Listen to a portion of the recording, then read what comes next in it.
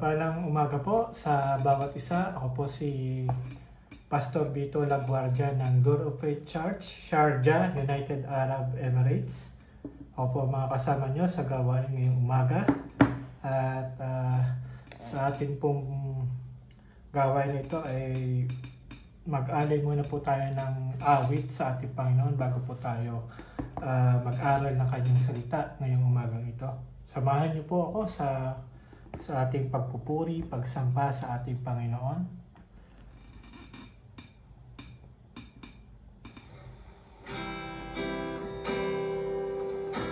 Hallelujah. Hallelujah. Pinupuri ka namin, O Diyos. Tanggapin niyo po ang aming awit na ito at maging magbabasang na ito sa inyong harapan.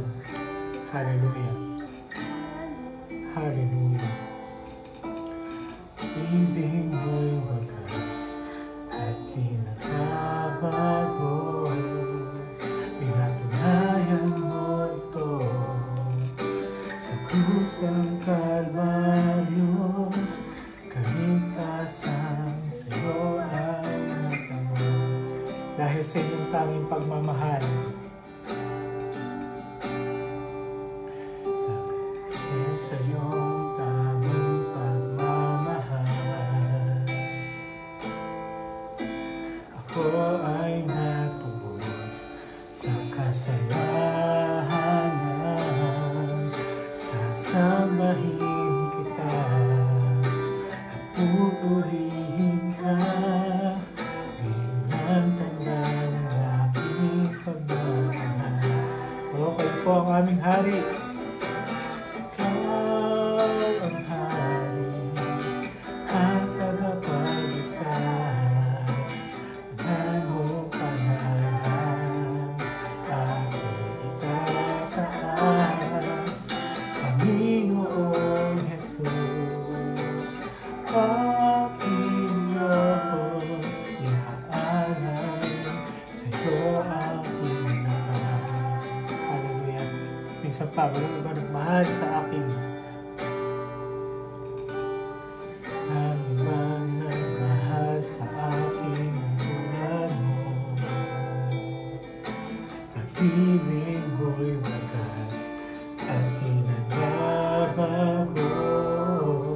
Pinatunayan mo ito sa krus ng Kalbaryo. Kaligtasan sa'yo ay natamo.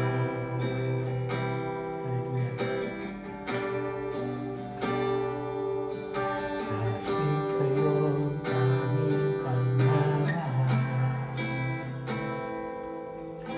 ako ay natubos sa kasalanan. Sasabahin kita, pupurihin ka bilang tanda ng aking pagmamahal. Kayo po ang aming hari at tagapagligtas, Panginoon. Ikaw ang hari at tagapagligtas. Mahal mo pangalan, aming itataas. O Panginoon Jesus, kayo ang aming Diyos. Hallelujah. Aming Diyos, iaalay sa'yo aming lakas. Minsan pa kayo po ang hari. Ikaw ang hari at tagapagligtas. Mahal mong pangalan, aming itataas. Panginoong Jesus, aming Diyos, iaalay sa'yo aming lakas. Ikaw ang hari at tagapagligtas. Mahal mong pangalan, aking itataas. Panginoong Jesus, aming Diyos, iaalay sa'yo aking lakas. Iaalay sa'yo ang aming lakas. Iaalay sa'yo aming lakas.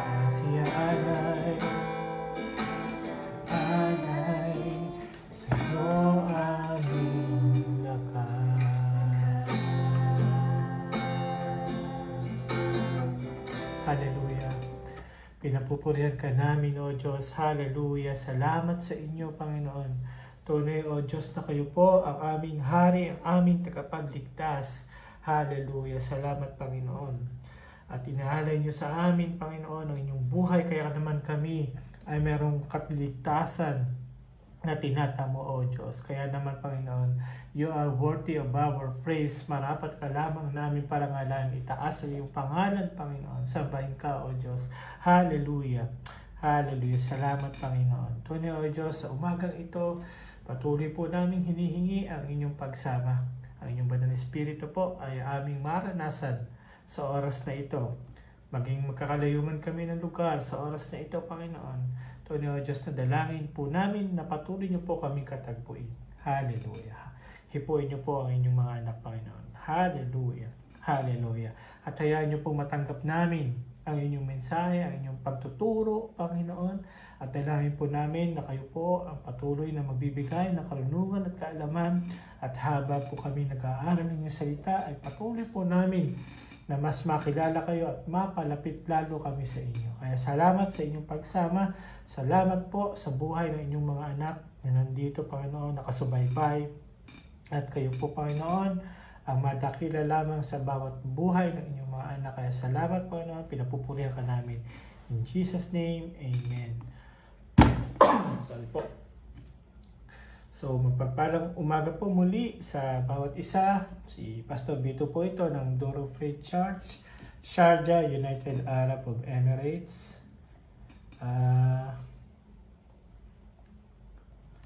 Kamusta po ang mga taga DFC Sinn Féin, Brother John Rick, Sister Maricel, Pastora Maripe, si Pastora Casper, Pastora Never. Kamusta po kayo dyan? Mas lumamig na po ba ang panahon dyan ngayon? Hallelujah. Sige po. Umpisa na po natin. Ang una ko pong tanong ay, naka-encounter na po ba kayo na sa inyong buhay yung tinatawag na what if? Yung what if ng ating buhay. Yung what if ng inyong buhay. Ano po ba itong what if na to? Ito po yung, kung itatranslate natin sa Tagalog, ay ano kaya kung? Paano kaya kung? Meron pong kung. Kasi ito po yung sitwasyon o senaryo na naiisip natin.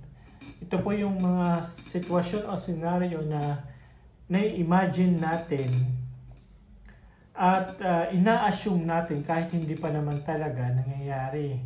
At kahit hindi pa nga po talaga tayo sigurado sa mangyayari.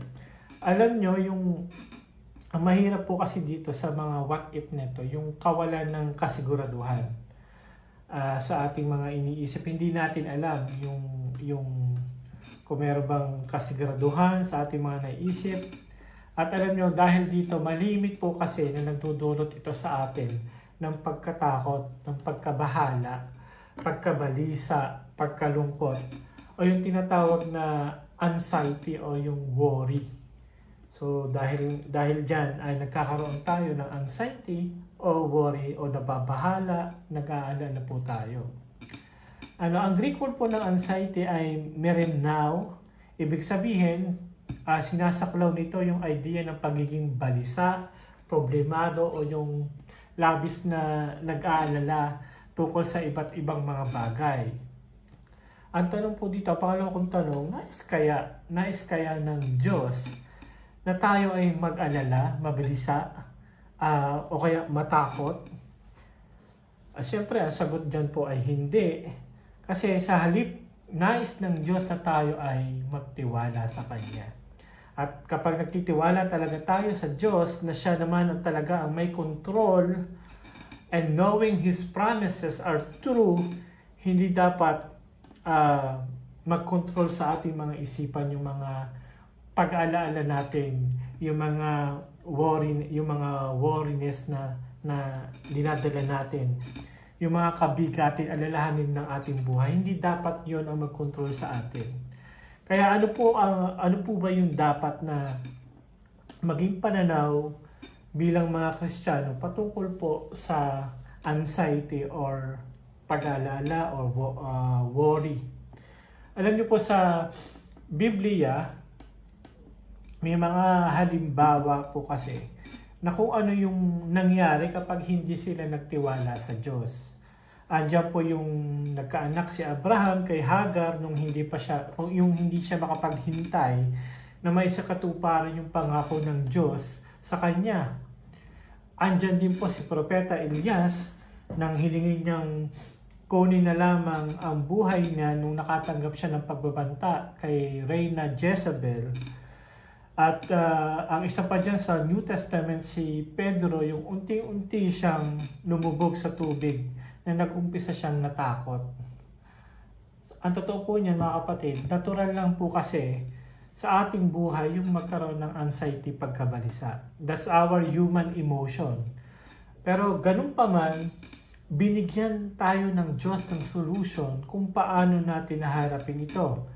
At ngayon, babasahin po natin ang talata sa Philippians chapter 4, verse 6. At makikita po natin doon yung 4 na dapat nating gawin para hindi tayo mag-alala o magkaroon ng anxiety.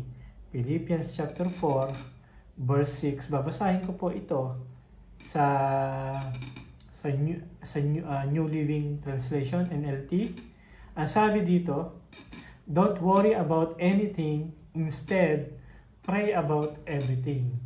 Tell God what you need and thank Him for all He has done. Kapag sinasabi po kasing don't you worry or wag kang mag-alala, yes, hindi nawawala sa ating buhay Kristiyano ang pagsubok, ang problema. The more we feed anxiety, the bigger it grows. Yun naman ang magiging problema natin. Kaya nga sabi ng Panginoong Jesus sa Lucas chapter 12, verse 25 to 26, sino sa inyo ang makapagpahaba ng kanyang buhay ng kahit kaunti sa pamamagitan ng pag-alala? Kaya kung hindi nyo kayang gawin ang kanyang ganyang kaliit na bagay, bakit kayo mag-aalala tungkol sa iba pang mga bagay? Opo, meron po kasi tayong accountability o pananagutan sa ating mga aksyon, pagkakamali o choices na humahantong talaga sa nakakabahalang sitwasyon. Kaya tayo po ay nag-worry. May mga bagay talaga na hindi talaga natin control. Wala tayong magagawa. May mga bagay na may limitasyon lang ang pwede natin gawin. Pero alam niyo mga kapatid, pero sa sandaling magtiwala tayo, ipagkatiwala natin na ang Diyos ang ganap na may kontrol sa lahat ng sitwasyon, magpasakop tayo sa kanyang plano. Yan ang ibig sabihin ng don't worry o huwag kang mag-alala. Kasi may plano sa atin ng Diyos. Hallelujah. Amen po. Ang sunod, sabi, pray about everything. Number 2. So meaning, talk to God about everything. Talk to God about everything. Baka naman kasi kaya hanggang ngayon nagwo-worry ka pa rin, kapatid. Kasi baka naman hindi ka nananalangin sa Diyos. Kaya ang tagal-tagal mo na nagwo-worry. Sabihin mo sa Diyos ang lahat ng mga dinadala mo. Sabihin mo sa Diyos yung kailangan mo. Kailangan natin kasing ibuhos sa ating Diyos yung mga saloobin natin, yung mga pag-alaala natin, yung mga kabigatan natin, at hindi ka bibiguin ng Diyos. Kasi anong sabi sa Psalms chapter 29, buksan natin yung Psalms chapter 29, verse 11, ang sabi, the Lord gives strength to His people. The Lord blesses His people with peace.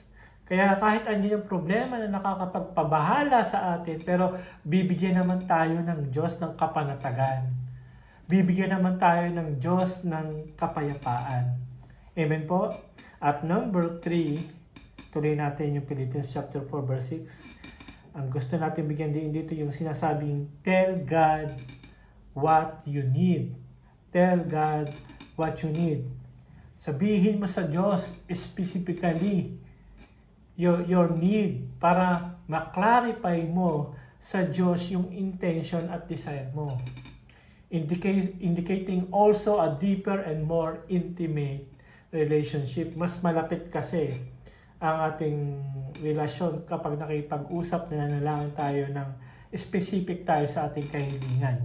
Sabi nga sa Santiago, chapter 4, verse 3, at kung humihingi naman kayo, wala kayong natatanggap dahil humihingi kayo ng may masamang motibo para mapagbigyan ang sarili nyong kasiyahan.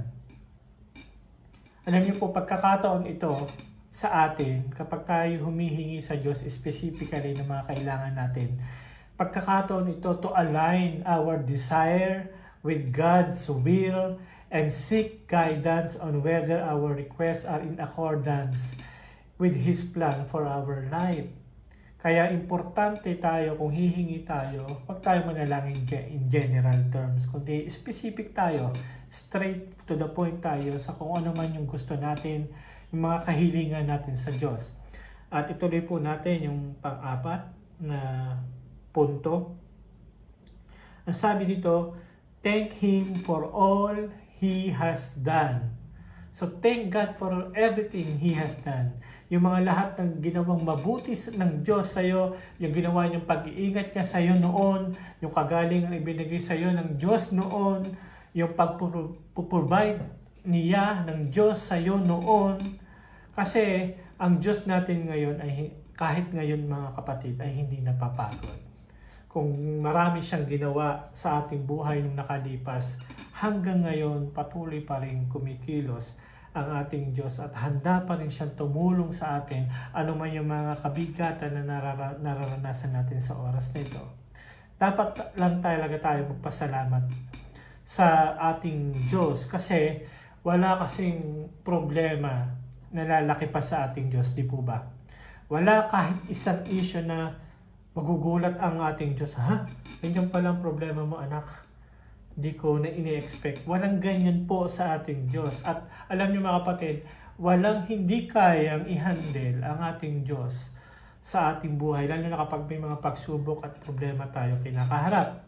Yes, andyan po yung problema, pagsubok sa ating buhay. Pero hindi naman ito dapat maging excuse para hindi tayo magpasalamat sa Diyos. Di po ba? Sabi nga sa James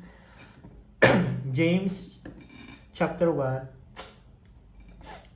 verse 2, My brethren, count it all joy when you fall into various trials. At ituloy po natin sa Roma, chapter 5, verse 3 to 5. Ang sabi, hindi lamang yan, kinagagalak din natin ang mga kahirapang ating tiniis dahil alam natin ito'y nagbubunga ng pagtitiyaga at ang pagtitiyaga ay nagbubunga ng katatagan at ang katatagan naman ay nagbubunga ng pag-asa. At hindi tayo binibigo ng pag-asang ito sapagkat ang pag-ibig ng Diyos ay binuhos na sa ating mga puso sa pamamagitan ng Espiritu Santo na pinagkaloob sa atin ng Diyos. Kaya kung sa mga pagsubok nito ay lalo tayong tumatatag, lalo tayong lumalago espiritual, at magkakaroon tayo ng pag-asa, then let us count it all joy. Ibig sabihin, let's find joy in both good and tough times. Yan po yung ibig sabihin. Kaya gawin mo yung pagkabalisa, yung anxiety mo sa pagsamba sa Kanya. Palitan mo yung pagpapanik mo sa pagpupuri sa Kanya. Transform yourself from a warrior to a worshiper, into a worshiper. Kaya tayo po ay manalangin. Hallelujah. Salamat, Panginoon. Father God, thank you for the message sa aming buhay na maraming pag-alaala. Hayaan yung ang pag-ibig nyo ang magpaalaala sa amin na idulog namin ang aming mga alalahanin, anxieties in your very capable hands, Panginoon. Nakikita nyo po ang inyong mga anak sa oras na ito. Huwag nyo pong hayaan, Panginoon, ng maagaw ng pag-alala ang aming kagalakan at kapayapaan na tinanggap namin sa inyo, Panginoon. Hallelujah. Ipalaala nyo po sa amin lagi that you are in control, O God. Heavenly Father, when we worry, Panginoon, fear and anxiety try to attack us, Panginoon, huwag niyo pong hayaan na ma-steal yung aming joy yung aming peace, Panginoon. Please remind us that you are in control, Panginoon. Palalahanan nyo kami na kayo po ang may control ng lahat ng sitwasyon. Kaya Panginoon, hiling namin po, nagabayan nyo kami. Guide us, Lord, and help us to surrender to your will, Panginoon.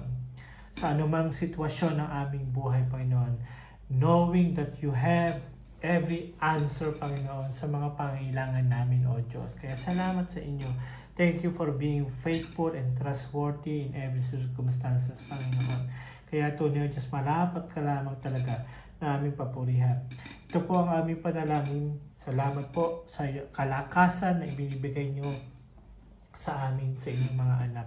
Salamat po, Panginoon. Alam po namin patatatagin nyo po ang bawat isa at patuloy kaming aasa sa inyo at pagtatagumpayin nyo po ang bawat isa, Panginoon. Salamat, O Diyos. Ito lamang po ang aming panalangin. In Jesus' name, Amen. Hallelujah. Pagpalang umaga po muli sa inyo hanggang sa muli. God bless po at ingatan po kayo ng ating Panginoon.